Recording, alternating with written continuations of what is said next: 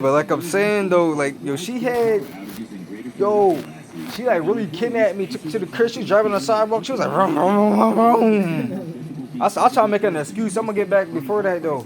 But when I met her, I went to the bar. I took a shot. That night I was looking nice. You see me that night though. I was looking nice though that night though. Went to the bar, took a shot. So I'm gonna with the black shot, show love to my people. So I'm like, all right, took a shot. They try to get me a buyer membership. I'm like, I ain't spending that much money in that the night. So I was just having her leaving. Went to get like a Budweiser, like a 24-ounce can of Budweiser. It's like, but it tastes better bottled though. To be honest, but yeah, but I like if it's Budweiser, yeah. So I'm walking up the street. I happen to see her because I'm about to come back around. I'm about to go to the crib. I'm out. She like kidnapped me from there though. I kept making excuses to get out of there, but she was just the way she looked at me in my eyes. I'm like, oh, this is crazy. So next thing you know, she said, nah, you ain't going nowhere. You coming with me for the night. I said, what the fuck?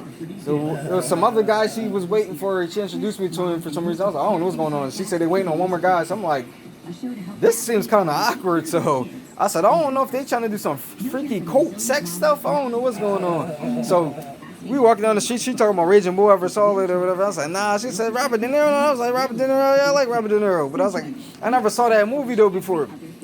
So hopped in the truck. We all get in there. She was driving. She like drove on the sidewalks, like was driving weird through the street, like aggressively. Like I said, this is scary.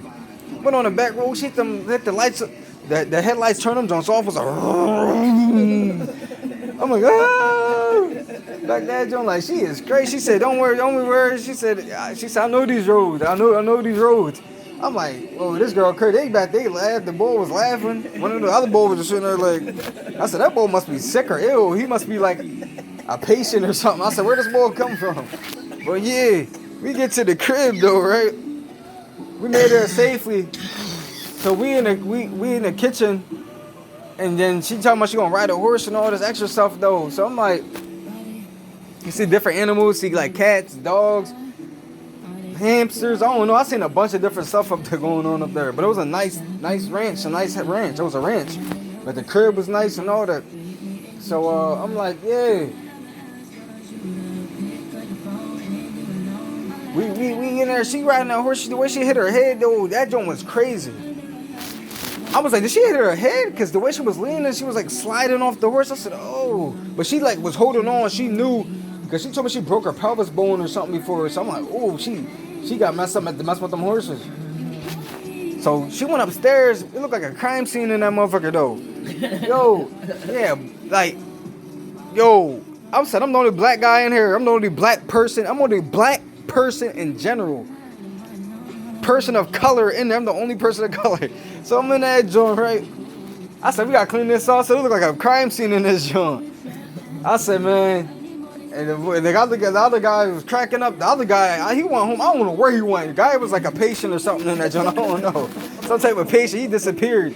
So she go upstairs. She was up that joint probably for like a good half an hour, probably 45 minutes, because that joint, that was a lot of blood. So I was like, I'm surprised she didn't go to the hospital. So this guy come out of nowhere. Another guy come in there, he a little younger. He had like bags and stuff. I said, what's going on there? What you, a porno director or something? They started cracking up in that joint. I was just being mean because I'm just like, he's the mystery guy. Where he come from? So he in that joint. He dip off in the living room or something. She comes in there.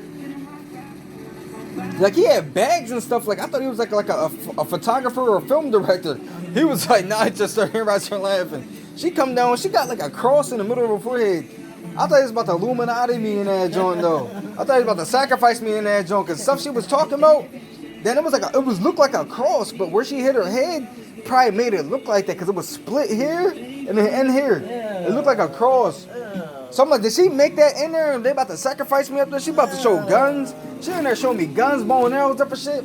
She in her jaw, she damn near naked in that joint. She wore this big blunt. That joint was like a foot long. I said, damn, that was an interesting night though, man. That was a wild night though. She showed me bow and arrows, a gun. I said, yo, they about to sacrifice me. I'm looking at her, that cross on her forehead. I'm like, oh man. This is the story, Laura Pete, the Mr. Guy and the Horse. First night, last night.